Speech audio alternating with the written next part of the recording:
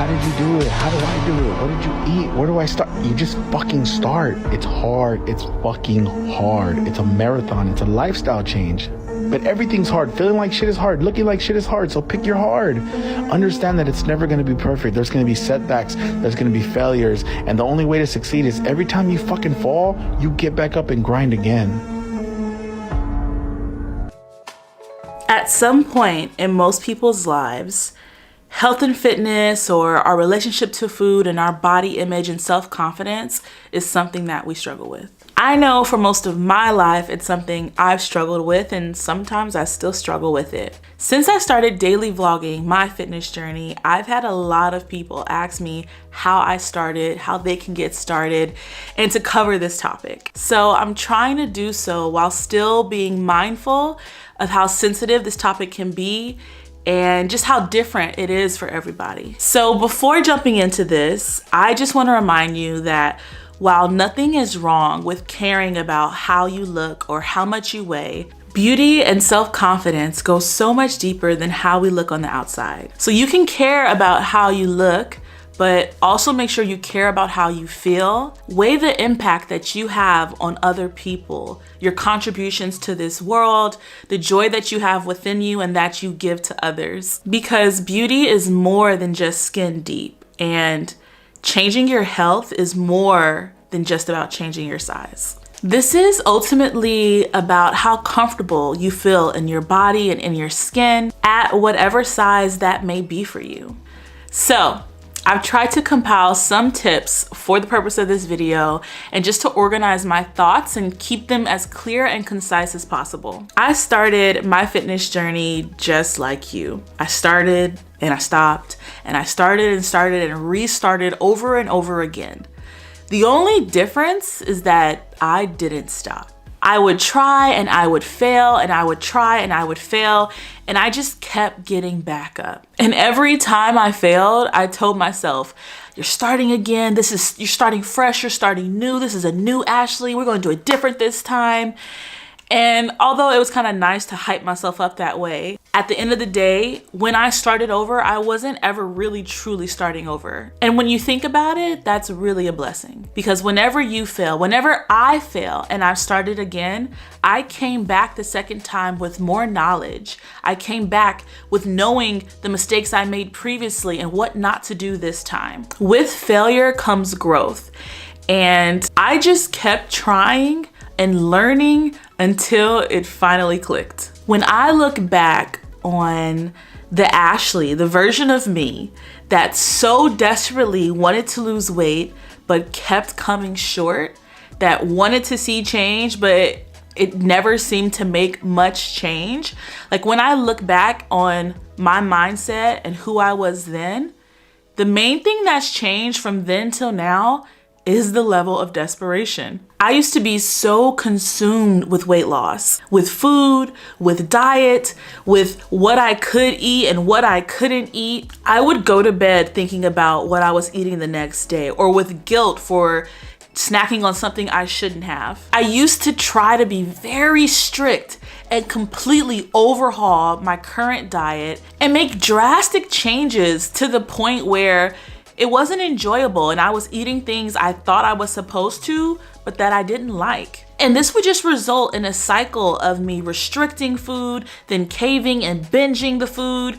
And it was a mess. It was a hot mess. And over time, what I've learned is that my intentions were just in the wrong place. I was doing things for the wrong reasons and dieting in a way that wasn't sustainable. I was trying to lose weight because I hated my body as opposed to trying to actively love it. And I really just needed that shift in my mentality.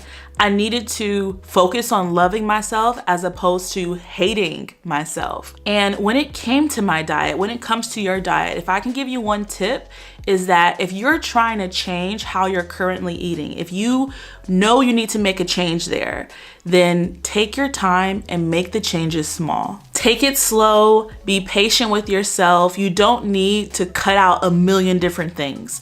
You don't need to say you'll never eat pasta again or never eat pizza again. You don't need to be that extra. Make subtle life changes, and slowly and over time, you'll notice a difference. Did I need to change my diet in order to see a change in my physique? Yes. Did I need to completely cut out all of the foods that I like and eat chicken and broccoli forever? No. So I would encourage you to start small. Slowly restrict on some things like sugar and super fatty foods you know are not going to be helping you. Do things like learn how to cook a healthy dish or two that you actually enjoy. Or if there's a food that you love to eat and you love to order it out, learn how to prepare it and cook it at home. Learn some healthier alternatives. Swap out your soda for some water. Limit your sugar intake just a little. Slowly make these changes and reductions. And most importantly, give your body time to adjust to these changes. Slowly changing my diet and limiting my sugar intake really taught me how to better listen to my body. I started knowing what felt best for me and how certain foods would impact my body and my energy. Like, you really start noticing how different foods can make you feel. For example, when I first started my fitness journey years and years ago, one of the first things I did was cut out soda. I cut out soda. I started swapping it for water because I didn't want to drink my calories, and that is still a good tip. But the point of me cutting out the soda was, after a while, after my body got over the cravings of it, my body got used to the lower sugar levels that I was consuming. After a bit of time, if I would ever have soda again, just to have a little bit, I would start noticing how bloated and gassy it made me feel. I would notice the sugar crashes and I'd get headaches. And at that point, after cleansing my system of it and then slowly starting it again, noticing how bad I felt, it became so much easier to just opt in and pick the water over the soda. Nowadays, and even years ago, since this was at the very start of the journey, it has become so easy to just choose water, or so easy to ignore soda or any other type of drinks that really isn't water. I still have them sometimes, they still taste good, but it's much easier to not have it in excess because I just don't like how it feels. And that's what's crazy about this, is that for so long, when I was at my unhealthiest, I used to think that people that were naturally fit and naturally slim, that they always had to deprive themselves and live a life where they couldn't eat the good foods. But the crazy thing is that is not true. And what actually happens is, once you cleanse your system and once you find foods that not only taste good, but make you feel good, you naturally start wanting those things. So there is no feeling of deprivation or feeling like I can't have this or that, when what you naturally want just tends to be healthier anyway. And you can still eat the good stuff, but you just eat it a lot less because you also know how it makes you feel. Like, you just naturally don't want it as much anymore. And having that change happen in my taste buds, in my system, like having it happen to where now I'm naturally craving and wanting these other foods versus this one, is crazy. And it makes it so much easier, because it's not that healthy people or thin people or fit people are constantly making hard decisions. The choice doesn't become that hard when you actually know these make me feel better and they taste just as good. And this natural shift that happened, it happened to me with soda. It's happened now with a lot of other foods. So take your time, limit the amount of sugar. You don't have to cut it out completely, but limit it and just allow your body time to adjust to the new diets. And this now brings me to tip number 2. Find foods that you love and keep eating them. You don't need to eat foods you don't like to lose weight. I mean, think about it. What are the odds of you sticking to a meal plan or a diet if you aren't enjoying what you're eating? Like it's zero. It's zero. And trust me, I know the struggle of thinking all healthy food tastes bad, or I don't know any good healthy foods. I was there. A lot of us grow up without knowing how to properly cook and prepare vegetables, or how to, prepare them in a way where they taste good. This is where you have to put in the work and actually Look up recipes, find things online, try some new vegetables, some new proteins or carbs, or learn different ways to prepare ones you're already familiar with that make them taste better. I'm telling you, it's possible to eat good foods, healthy foods that are also delicious. It's possible to find healthy snacks that make you want to lick your fingers. All of this is possible, but you do have to put in the work to find it if you don't know what that looks like. And because this was my personal struggle starting, and I had to learn foods that I enjoyed and how to prepare them, and it's something I'm still always challenging myself to do, I'd love to assist and help you guys with that. Every time I do a what I eat in the day, or I show some foods that I like to make that help me hit my goals, people are always like, what's the recipe? What's the details? How did you cook it? Da, da, da, da, da, da. And so I was thinking, you know what, this could be something that I would love to help and assist people with. Put together a recipe book, do some like cook with me kind of videos with meal ideas, with all the calorie information, with how to get your macros and ideas for healthy proteins, fats, and carbs, and ways you can prepare them. Like, comment down below if you'd be interested in something like that. Give this video a like. Cause yeah, I'd love to prepare something for you guys to assist, because I know that struggle. But anyway, comment down below if you're interested in that. And yeah, that is my second tip. Take the time to find recipes, meal ideas, learn how to cook and prepare foods that you actually enjoy eating, and just eat them over and over and over again until you need to like increase your repertoire and learn even more. My third tip is to be active in a way that you enjoy. Find a way to move your body that genuinely makes you smile, genuinely makes you laugh, that gives you time to wind down, to de-stress, that just makes you feel your best.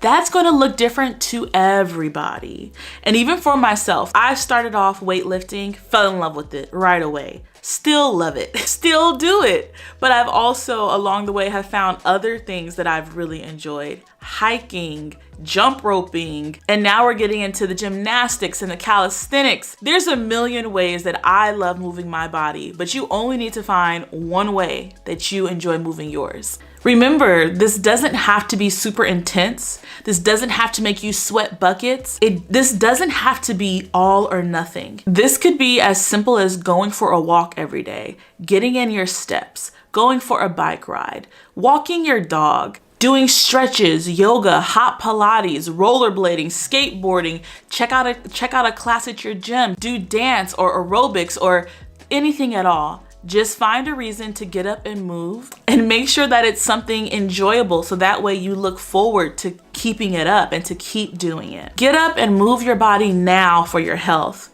but also for your future.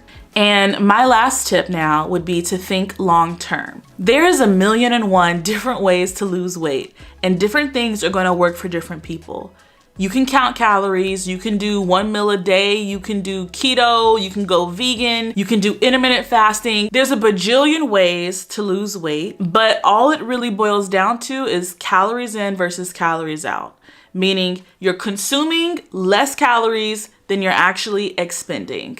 And that's the key to weight loss. And when I say think long term, I mean find a way that works for you and that you can keep up for the rest of your life. Now, you don't have to do it this way. If you want to crash diet and quickly drop 30 pounds because you're just gonna only eat, a piece of cheese every day, that's up to you.